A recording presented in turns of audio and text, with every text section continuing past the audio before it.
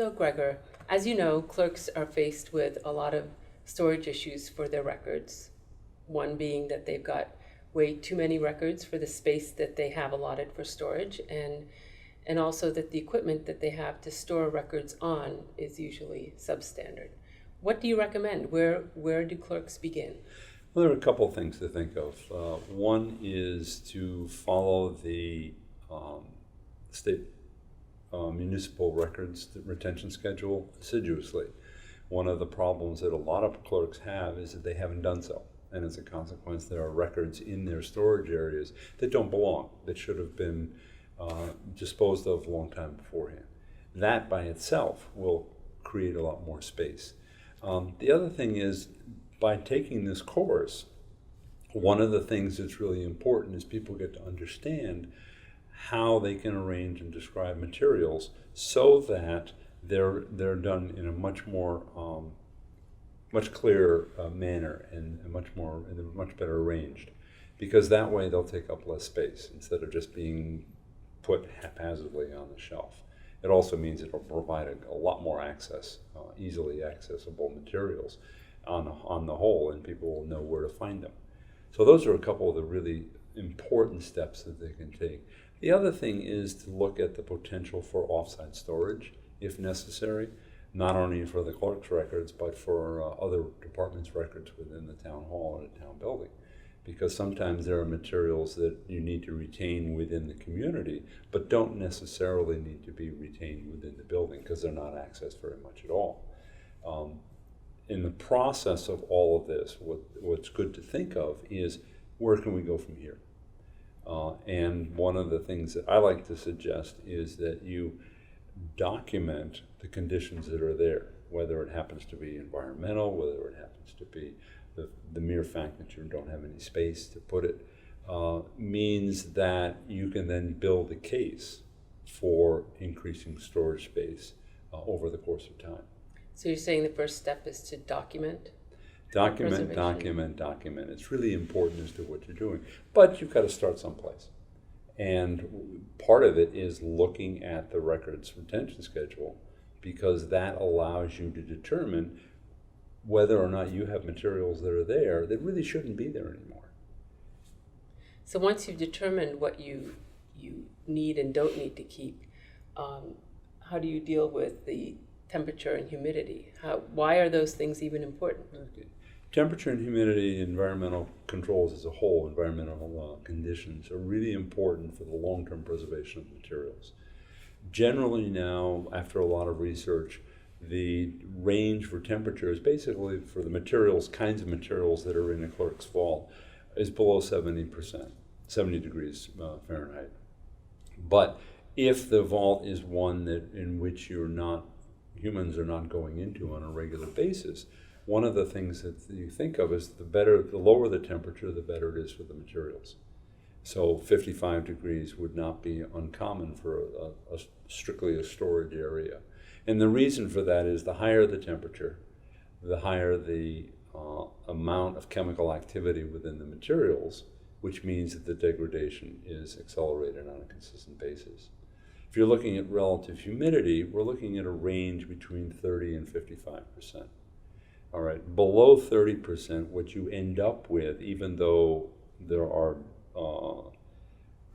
metrics that will show that the time frame, the extent of the lifespan of the materials is longer, below 30% you actually get mechanical damage, which means brittleness, and things are really dried out. So if it stays below 30 for a long period of time, as often happens in New England, unfortunately, during the winter, then if they're handled, they could break over time a lot more easily than they would otherwise. On the other hand, at the other end of the spectrum, if you're looking at 55% as your maximum, what that allows is to keep it within this range without creating the potential for mold growth. And if you end up with relative humidities consistently above 60-65%, you could be facing mold growth in the collection. Now, that being said, individual spikes and short-range, short-term ones are not that important overall. temperature, the materials acclimate to temperature relatively quickly, within hours. But if you're dealing with relative humidity, particularly if, going back to your first question, materials are stored properly, it could take days, weeks, or even months for the relative humidity to acclimate to what the new relative humidity level is. So, but if it's above that, the 60-65% for a long period of time, you could then that's when you're having problems. And the same with temperature. If you're looking at 75, 80, 85% over a period of weeks, months, that's when you find the acceleration of the deterioration really happening, really including. And if temperature goes up 9 degrees over that period of time, you're actually doubling the chemical reaction within the paper.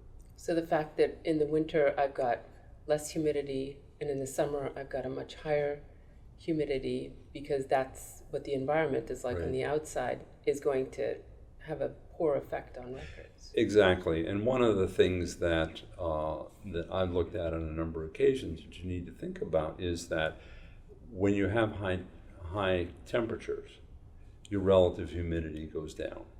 They're inverse, okay? So that a lot of places are, in the winter, are overheated. They're at 75, they're at 80 degrees on a regular basis. Well, what that's doing is driving the relative humidity down. It's also costing more money because it's using more energy. So that if you lower the temperature down to the upper 60s, for example, that's going to have some kind of an impact on raising the relative humidity at the lower end. So whereas you may have been, for example, at 25% or something, if you lower it from 80 to 60, 68-ish or 70, you may raise it up above 30%. Now, the other problem that we're facing here in Massachusetts, at least, is the fact that on the eastern part of the state, we got the ocean. And that's going to, in the summer, that's going to create problems because of the fact that there's so much humidity from the ocean. As you get to the western part of the state, that's less of an issue. So do you see this? I mean, can you visibly see the effects to know from Not records? necessarily. So, unless you're dealing with consistently high temperatures, high relative humidities, where you start ending up with mold growth. Now, one of the ways that we can measure this is there's a concept called preservation index and time-weighted preservation index. Preservation index says at a given temperature and humidity, you can plot what the usable lifespan of the materials is. Time-weighted preservation index, if you're monitoring the collection, which is what is the best way to get the data, is that takes all of the data points between point A and point B, and it runs them through an algorithm and says, okay, this is what your time-weighted index, given the ups and downs and everything else that is occurring, this is what we can predict your usable lifespan of the materials will be. So that's something we can really take to our town managers. Exactly, and it's managers. one that is something that consistently, when I've done monitoring in institutions, the TWPI is the one that jumps at people a lot. Whereas, because if you're below 45 years, then you start hitting the danger zone. And if that's in the moderate to the low moderate, then you get into the fast and the very fast as you look at TWPIs that are in the low 30s or the 20s. On the other hand, if you go the other direction up to 75 years because of the conditions, then you're in slow deterioration rates. Mm-hmm. So why do we need a disaster plan? Do you want to keep your materials? Let's put it this way. A number of years ago, I was at a session where it was all fire, police, and emergency managers. And I introduced myself as a librarian archivist, and they said, well, why are you here? And my comment was, if you can't access the town records following a disaster, how is the town going to recover from a disaster? And everybody sort of went, oh, you're right. Because we have to protect, that's part of our responsibilities, we have to protect the town records. And so by developing, there are a number of things that are really important about developing a disaster plan. Number one, identifying what the essential functions are within each department.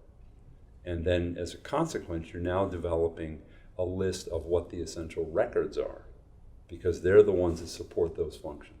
So you want to make sure that those records are particularly are protected.